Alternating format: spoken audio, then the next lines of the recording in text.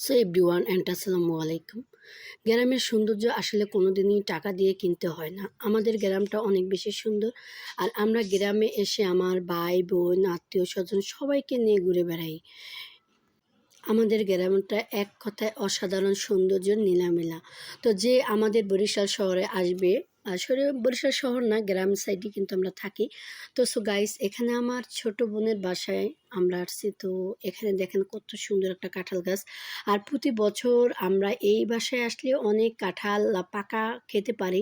তো এবার যেহেতু আমরা আগে ভাগে আসছি, তখন কাঁঠাল কিন্তু পাকে নাই, হয়তো একটু বাড়তি হয়েছে। তো পাকতে পাকতে কিন্তু অনেক সময় লেগে যাবে, তো আর আমরা খেতে পারলাম না। তবে গ্রামের এই পরিবেশ বা এত সুন্দর গাছগাছালি আমার কাছে অনেক বেশি ভালো লাগে। কার কাছে কেমন লাগে জানি না। তবে আমি এখন আমার আরেক বোনের বাসায় যাব। আমার দুই বোনের বাসা কিন্তু একদম পাশাপাশি।